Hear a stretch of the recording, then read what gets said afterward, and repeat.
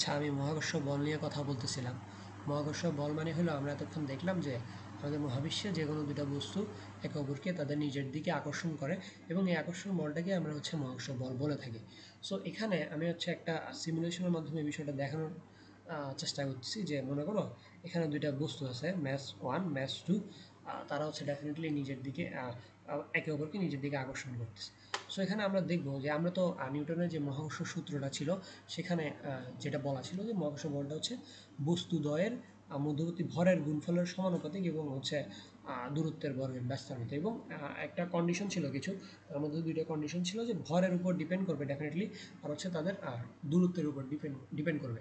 তো আমরা এখানে সেটার একটা প্রমাণ দেখব যে দেখো আমরা যদি ভরগুলো চেঞ্জ করি, ম্যাস ওয়ান আর ম্যাস টু যদি চেঞ্জ করি এবং তাদের মধ্যবর্তী ডিস্টেন্স যদি আমি চেঞ্জ করি, তাহলে আমরা দেখব যে বলটা চেঞ্জ হয়, মানে মহাকর্ষ বলটা চেঞ্জ হয়। এবং এখানে আরও মজার বিষয় দেখো এখানে দুইটা বল দেওয়া আছে, ঠিক আছে, এগুলো বল। তো এখানে বিষয়টা এটা একটা বল ম্যাস ওয়ান ম্যাস টুকে যে বলে আকর্ষণ করতেছে তার নিজের দিকে, আর একটা বল ম্যাস টু ম্যাস ওয়ানকে যে বলে তার নিজের দিকে আকর্ষণ করতেছে। এবং এটাই মানে ওই মহাকর্ষ বলটা একটাই। সো এখানে মানে দুইটার ক্ষেত্রেই সেম হবে আর কি। বাট এটা ওই ইন জেনারেল আমাদের ওই মহাকর্ষ বলটাই আর কি। এটা আমাদের বা আমাদের সেই আপেলের কথা চিন্তা করতে পারো যে আপেল আমাদের পৃথিবীকে যে বলে আকর্ষণ করতেছে, পৃথিবীকেও মানে পৃথিবীও আপেলকে সে বলে আকর্ষণ করতেছে। বাট বল তো একটাই, তাই না, যেটা মহাকর্ষ বল। তো যাই হোক, তো আমরা যদি এখানে একটু দেখি, লাইক আমি যদি মনে করো ম্যাস ওয়ান এখানে 4 আছে, 4 বিলিয়ন কেজি আছে কিন্তু এটা। তো যাই হোক, বিলিয়ন কেজি মানে একের পরে 9টা শূন্য আর কি। তো যাই হোক, এসআইএ। তো আমি যদি এখানে ম্যাথ ওয়ানটা চেঞ্জ করি, লাইক ওয়ান করে দিই, এবং ম্যাথ টু যদি বাড়াই, মনে করো 5 দিলাম, তাহলে একটা দেখো একটা বল আসছে। এবং আমি যদি এখন এই মানে ভরগুলো এভাবে সেম রেখে যদি তাদের ডিস্টেন্সটা যদি আমি বাড়াই, তাহলে কিন্তু আমাদের বলটা কিন্তু চেঞ্জ হয়ে গেছে।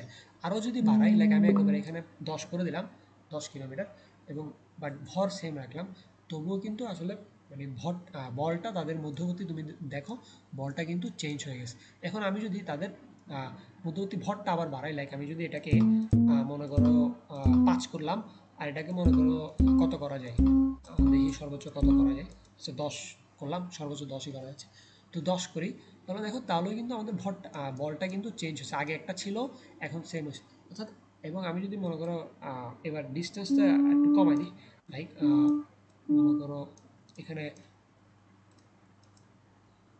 আমি যদি কমাই দিই, সো